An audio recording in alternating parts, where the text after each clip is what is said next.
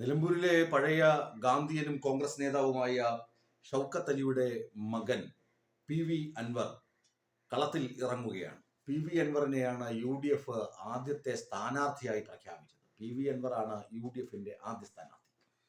PV Anwar എവിടെയാണ് കളത്തിൽ ഇറങ്ങുന്നത് എന്ന് ചോദിച്ചാൽ PV അൻവർ മത്സരിക്കുന്നത് ബേപ്പൂരിലാണ്. ബേപ്പൂരിൽ കട്ടൻ ചായ കുടിക്കാനാണ്, കള പറിക്കാനല്ല ഇറങ്ങിയത് എന്നൊക്കെ ഫേസ്ബുക്ക് പോസ്റ്റൊക്കെ PV അൻവർ ഇട്ടിരുന്നു. PV അൻവറിന് നേരത്തെ തന്നെ UDFന്റെ നിർദ്ദേശം ലഭിച്ചിരുന്നു, നിങ്ങൾ ബേപ്പൂർ കേന്ദ്രീകരിച്ച് പ്രവർത്തിക്കണമെന്ന്. ഈ തീക്കൊള്ളി കൊണ്ട് തലചൊറിയുന്നത് പോലെയാണ് PV അൻവറിനെ എടുത്ത് അമരത്ത് ഇരുത്തുന്നത് എന്ന കാര്യം കോൺഗ്രസിന് നന്നായി അറിയാം. പിന്നെ PV അൻവർ വേറൊരു പാർട്ടി ആളും പിന്നെ അസോസിയേറ്റ് മെമ്പറാണ്, UDFുമായി അസോസിയേറ്റ് ചെയ്ത് പ്രവർത്തിക്കുന്നു എന്നുള്ളത് കൊണ്ട് അധികം തലവേദനകൾ ഉണ്ടാവുകയില്ല എന്ന് കോൺഗ്രസ് പ്രതീക്ഷിക്കുന്നു. സണ്ണി ജോസഫാണ് പറഞ്ഞത്, ബേപ്പൂരിൽ MLA ആയി PV അൻവർ വരും. ഈ PV അൻവർ സ്ഥാനാർത്ഥിയാകുമ്പോൾ PV അൻവറിനെ കുറിച്ച് ഒരു ലഘു ചരിത്രം നമ്മൾ മനസ്സിലാക്കിയിരിക്കുക നന്നായിരിക്കും. PV അൻവർ ഒരു ബിസിനസ്സുകാരനാണ്. ബിസിനസ്സുകാരനായ PV അൻവറിനെ 2011 ഏറനാടാണ് ആദ്യം സ്വതന്ത്ര സ്ഥാനാർത്ഥിയായി നമ്മൾ രംഗത്ത് കാണുന്നത്. അന്ന് അദ്ദേഹം 41% വോട്ടൊക്കെ നേടി ഒരു ചലനം സൃഷ്ടിച്ചിരുന്നു.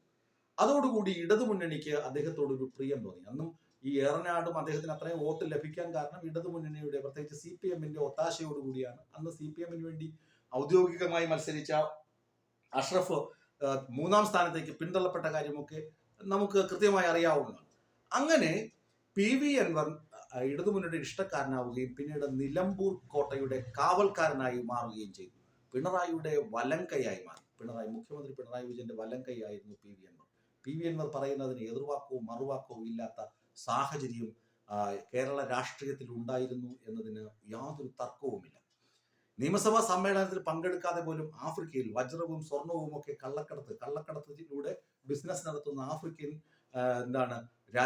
ആഫ്രിക്കൻ പ്രദേശത്ത് സന്ദർശനം നടത്തിയ PV അൻവറിനെ പോലും CPMകാരോ അതോ ഇടതുമുന്നണിയിലെ ഒരു നേതാക്കളും എതിർത്തു പറഞ്ഞിരുന്നില്ല. കാരണം മുഖ്യമന്ത്രിയുടെ അറിവും സമ്മതത്തോടു കൂടിയാണ് ഞാനിവിടെ ബിസിനസ്സിന് വന്നിട്ടുള്ളത് എന്ന് PV അൻവർ പ്രഖ്യാപിച്ചു. പക്ഷേ ഈ ആഫ്രിക്കയിൽ നിന്ന് തിരിച്ചു വന്ന PV അൻവർ എന്താണ് ചെയ്തത്? PV അൻവർ അവിടെ നിന്ന് തിരിച്ചു വന്ന ശേഷമാണ് ഇയാളുടെ സ്വഭാവമാകെ മാറുന്നത്. ഇയാൾക്ക് അണ്ടർഗ്രൗണ്ട് ഏർപ്പാടുണ്ട്. അതിനു വേണ്ടിയാണ് ഇയാൾ അവിടുത്തെ മലപ്പുറത്തെ പോലീസ് ഉദ്യോഗസ്ഥരെയും ഉന്നത പോലീസ് ഉദ്യോഗസ്ഥരെയും ഒക്കെ വിളിച്ച് ഇടങ്ങേറാക്കുന്നത് എന്ന് ഇടതുമുന്നണിക്ക് മനസ്സിലായി. പ്രത്യേകിച്ച് മുഖ്യമന്ത്രി പിണറായി വിജയന് മനസ്സിലായി.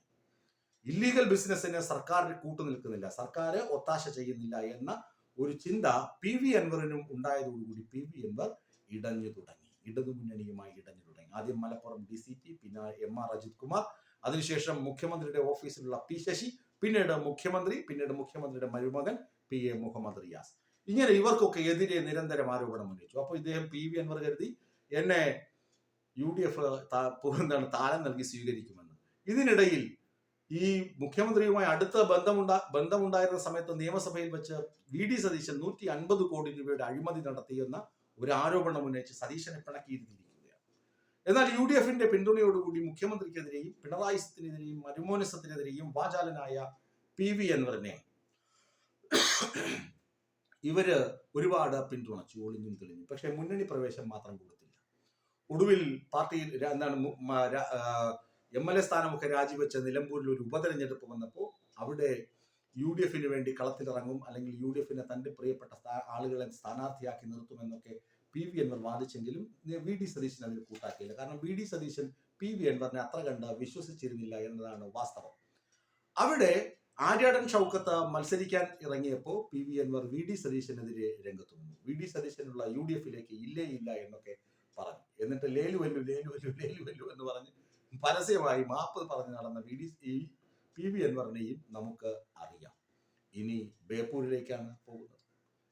UDFന്റെ തെറി പറഞ്ഞു എങ്ങനെയൊക്കെ അവിടെ നിന്ന് ഒരു സീറ്റൊക്കെ തരപ്പെടുത്തി ബേപ്പൂരിൽ പോവുകയാണ്. ഇനി പറയുന്നത് പിണറായിസത്തിനെതിരെയാണ് നിലമ്പൂരിൽ മത്സരിച്ചത്, പക്ഷെ 8 നിലയിൽ പൊട്ടി.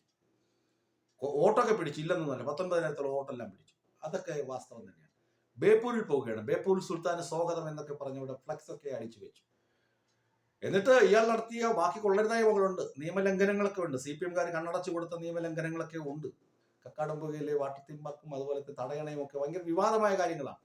പക്ഷെ അതൊന്നും ഇപ്പോൾ ചർച്ചയ്ക്ക് എടുക്കുന്നില്ല. ബേപ്പൂരിലേക്ക് പോവുകയാണ്. ബേപ്പൂരിൽ മുഹമ്മദ് റിയാസിനെ തോൽപ്പിച്ച് അടങ്ങുമെന്ന് പറഞ്ഞിട്ടാണ് പോകുന്നത്. അപ്പോൾ ബേപ്പൂർ മണ്ഡലത്തിന്റെ ഒരു അല്പം ഹിസ്റ്ററി നമ്മൾ പഠിക്കണം. TK ഹംസ 3 തവണ, അതുപോലെ തന്നെ എളമരം കരീം 2 തവണ, VKC മുഹമ്മദ് കോയ 2 തവണ. അങ്ങനെ നോക്കുകയാണെങ്കിൽ 7 നിയമസഭാ തെരഞ്ഞെടുപ്പ് അതായത് മൂന്നര പതിറ്റാണ്ടായി. ഇപ്പൊ മുഹമ്മദ് റിയാസ് കൂടി ആകുമ്പോൾ 4 പതിറ്റാണ്ടോളമായി ഇടതുമുന്നണിയുടെ കോട്ടയാണ് ബേപ്പൂർ.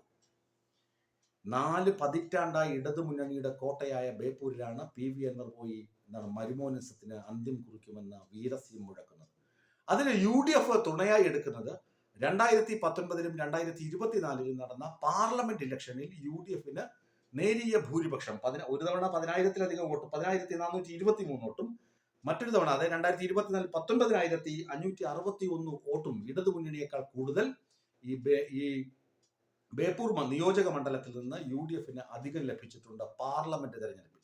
പാർലമെന്റ് തെരഞ്ഞെടുപ്പ് നമുക്കറിയാം, പാർലമെന്റ് തെരഞ്ഞെടുപ്പ് എപ്പോഴും കേന്ദ്രത്തിൽ ഫൈറ്റ് ചെയ്യാൻ ഉള്ളത് കൊണ്ട് UDFനായിരിക്കും ഒരു തരംഗം വരിക. AK ആന്റണി മുഖ്യമന്ത്രിയായിരുന്ന സമയത്ത് ഇതേപോലെ തന്നെ ഇടതുമുന്നണി ഇതൊക്കെ തൂത്തുവാരിയ ഒരു അവസരവും ഉണ്ടായിരുന്നു. അങ്ങനെ അന്ന് AK ആന്റണി തലയിൽ മുണ്ടിട്ട് രാജിവെച്ച് ഒളിച്ചോടി കളഞ്ഞു മുഖ്യമന്ത്രി സ്ഥാനമൊക്കെ. അതൊക്കെ നമുക്കറിയാം, ചരിത്രം അറിയാവുന്നവർക്ക് കൃത്യമായി അറിയാം. അങ്ങനെ 4 പതിറ്റാണ്ടോളമായി LDFന്റെ കോട്ടയായ ബേപ്പൂരിലാണ് സുൽത്താനാകാൻ വേണ്ടി PV അൻവർ കച്ചകെട്ടി ഇറങ്ങുന്നത്. PV അൻവർ കച്ചകെട്ടിയൊക്കെ ഇറങ്ങിക്കോട്ടെ, പക്ഷേ മാന്യമായ ഡയലോഗ് അടിച്ച് മാന്യമായി ഇലക്ഷൻ പ്രചരണം നടത്തി ജനങ്ങളുടെ മനസ്സിൽ ഇടം നേടാൻ ശ്രമിക്കണം എന്നാണ് എൻ്റെ ഒരു ചെറിയ അഭ്യർത്ഥന. അല്ലാതെ മരുമോനിസത്തെ തകർക്കും. PA മുഹമ്മദ് റിയാസിനെയാണ് ഈ ആക്ഷേപിക്കുന്നത് മുഴുവൻ. എന്ത് മരുമോനിസമാണ് PA മുഹമ്മദ് റിയാസ് കാണിച്ചത്? PA മുഹമ്മദ് റിയാസ് SFI കാലം മുതൽ എനിക്ക് അറിയാവുന്ന ആളാണ്. ഒരുപക്ഷെ അദ്ദേഹം നമ്മളെ മറന്നു കാണും. മെയിൻ സ്ട്രീം ജേർണലിസ്റ്റ് ഒക്കെ ആയിരിക്കുമ്പോൾ നമ്മളെ എല്ലാവരും ചിലപ്പോൾ ഓർക്കും. പിന്നെ ഈ ഡിജിറ്റൽ നമ്മുടെ വാർത്ത എന്ന് പറഞ്ഞൊക്കെ നടക്കുമ്പോൾ, അല്ലെങ്കിൽ വിസ്മയ എന്ന് പറഞ്ഞ് നടക്കുമ്പോഴൊക്കെ നമ്മളെ ഓർക്കണമെന്നില്ല. ഏതായാലും മുഹമ്മദ് റിയാസ് അവിടെയോ എവിടെയും ഒരു അഴിമതിയും നടത്തിയിട്ടില്ല. ഇനി മുഖ്യമന്ത്രി പിണറായി വിജയന്റെ മകളെ റിയാസ് കല്യാണം കഴിച്ചത് കൊണ്ടാണ് റിയാസിന് ഈ അധികാരവും ഒക്കെ കിട്ടിയത്, മന്ത്രി പദവി കിട്ടിയത് എന്ന് ആരെങ്കിലും തെറ്റിദ്ധരിക്കുകയാണെങ്കിൽ റിയാസിന്റെ ചരിത്രം കൂടി നിങ്ങൾ ഒന്ന് പഠിച്ചു നോക്കുക. എല്ലാ തലങ്ങളിലും SFI ഏൽപ്പിച്ച തലങ്ങളിൽ SFIയുടെ DYFIയുടെ അങ്ങനെ ഏൽപ്പിച്ച എല്ലാ മേഖലകളിലും കിടിലം പ്രവർത്തനം, ഒന്നാം തരം പ്രവർത്തനവും നേതൃപാഠവും തെളിയിച്ച മനുഷ്യനും വ്യക്തിത്വത്തിനും ഉടമയാണ് PA മുഹമ്മദ് റിയാസ്.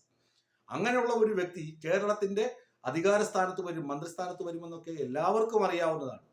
അദ്ദേഹം മുഖ്യമന്ത്രിയുടെ മകളെ വിവാഹം കഴിച്ചത് കൊണ്ടല്ല അദ്ദേഹത്തിന് ഈ സ്ഥാനമാനങ്ങൾ കിട്ടിയതെന്ന് ഈ പ്രതിപക്ഷം മനസ്സിലാക്കേണ്ടത് അത്യാവശ്യമാണ്. ഏതായാലും റിയാസിനെതിരെ ആരോപണങ്ങൾ ഉന്നയിക്കുമ്പോൾ മരുമോനിസം എന്നൊക്കെ പറഞ്ഞ് അധിക്ഷേപിക്കാതെ മാന്യമായി ജനാധിപത്യ രീതിയിൽ എന്തെങ്കിലും വിമർശനമുണ്ടെങ്കിൽ പറയുന്നതായിരിക്കും ഈ അഭിനവ സുൽത്താന് നല്ലത്. അല്ലെങ്കിൽ വീണ്ടും 4 പതിറ്റാണ്ടായി ഇടതുമുന്നണിയുടെ കയ്യിലിരിക്കുന്ന, കഴിഞ്ഞ തവണ 28,000 വോട്ടിനാണ് റിയാസ് ജയിച്ചതെങ്കിൽ ഇക്കുറി 1,50,000 റിയാസ് അവിടെ ജയിക്കുമെന്ന കാര്യത്തിൽ ഒരു തർക്കവും